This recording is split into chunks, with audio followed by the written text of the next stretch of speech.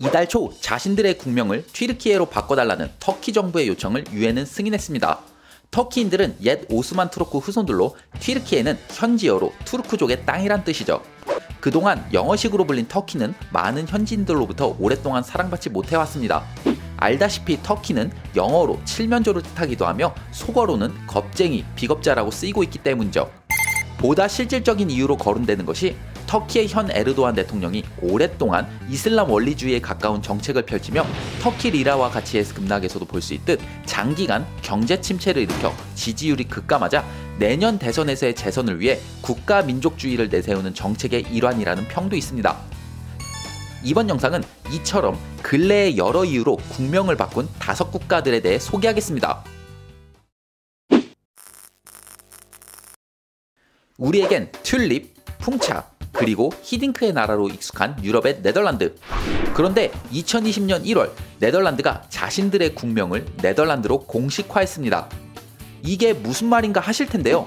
실제로 유럽 여행을 해보신 분들 중 네덜란드 사람들 뿐만 아니라 많은 유럽 사람들은 네덜란드를 홀란드라고 부르는 걸 꽤 많이 들어보셨을 겁니다.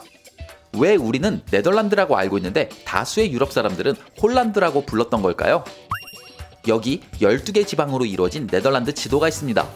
수도인 암스테르담은 북홀란드 지방에 있으며 유럽 최대 물동량을 가진 항구이자 두 번째로 큰 도시인 로테르담과 우리나라 대사관이 있으며 행정수도 역할을 하고 있고, 특히 헤이그 특사의 이중열사로 유명한 헤이그, 현지어로 데나그라 불리는 이 나라의 세 번째 도시는 남홀란드에 있습니다. 이처럼 네덜란드를 대표하는 도시들이 모두 홀란드 지방에 있기에 유럽 사람들은 주로 홀란드라 불러왔던 것이죠. 이러면서 관광은 물론 비즈니스 측면에서도 특정 2개 주에 의해 다른 10개 주가 피해를 보고 있다는 주장이 있어 왔습니다. 며칠 전 삼성 이재용 부회장은 전 세계 유일하게 반도체 극자외선 노광 장비를 생산하는 네덜란드의 ASML을 방문하기 위해 본사가 있는 아인트호벤을 방문했습니다. 만약 국명을 공식화하지 않았다면 유럽의 여러 신문에서는 네덜란드는 물론 아인트호벤이 있는 북브라반트주의 언급은 전혀 없이 홀란드라 기사를 냈었을 겁니다. 관광 부분도 마찬가지인데요. 실제로 네덜란드 관광청의 예전 도메인 주소는 홀란드닷컴이었습니다. 물론 현재는 공식 국명 변경과 함께 네덜란드로 바꿨습니다. 아무튼 결과적으로 우리나라는 히딩크의 나라 네덜란드를 제대로 부르고 있었다는 것입니다. 1991년 유고슬라비아에서 독립한 마케도니아라 불리던 국가는 2019년 초 북마케도니아로 공식적으로 국명을 바꿨습니다. 그 이유는 마케도니아라는 이름을 두고 그리스와의 국명 분쟁 때문인데요. 실제로 그리스 제2의 도시인 테살로니키는 그리스령 마케도니아 지방에 위치했습니다. 두 나라는 1993년 현 북마케도니아가 마케도니아란 국명으로 유엔에 가입하며 갈등의 불씨를 지피기 시작했습니다. 이에 그리스는 당시 마케도니아 이름을 가진 이 작은 나라의 북대서양 조약기구 나토와 유럽연합 EU의 가입 시도를 번번이 좌절시켰습니다. 그러다 2015년 알렉시스 치프라스가 그리스 총리에 오르며 두 국가 간 벌어지는 국명 분쟁을 해소하기 위해 노력하며 결국 2019년 2월 13일 마케도니아는 북마케도니아로 국명을 개칭했습니다.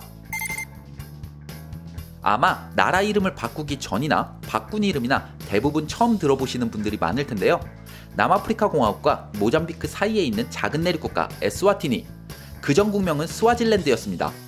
2018년 4월 영국으로부터 독립 50주년을 기념해 음스와티 3세 국왕은 영국의 잔재를 없앤다는 이유 하에 영국식 국명 교체와 동시에 스와질랜드가 스위스의 영어식 국명이 스위tzerland와 거의 비슷하기에 혼란을 줄 수 있다는 이유를 들어 에스와티니로 국명을 바꿨습니다.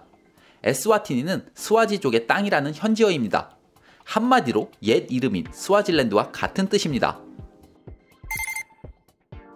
우리나라 사람들이 많이 방문하는 유럽 국가 중 하나인 체코. 혹시 알고 계셨나요? 체코 정부는 이미 2016년 7월 체코의 영어식 공식 국명인 책 리퍼블릭을 체키아로 바꿨습니다. 이유는 긴 이름으로 인해 비즈니스 등 여러 면에서 효과적이지 않다는 이유에서였죠.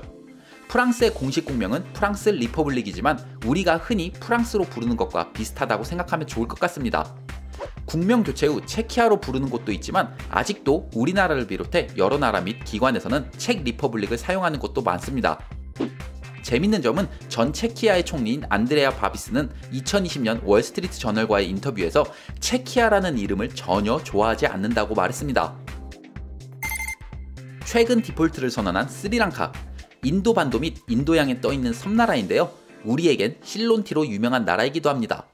위에서 봤던 에스와티니와 비슷하게 영연방 국가로 1948년 영국으로부터 독립된 후 1972년 공식적으로 공화국 체제에 들어서며 실론이라는 국명을 스리랑카로 바꿨지만 실제 스리랑카 정부의 여러 부서나 외국에서도 오랜 기간 동안 실론이라는 명칭을 그대로 사용했습니다.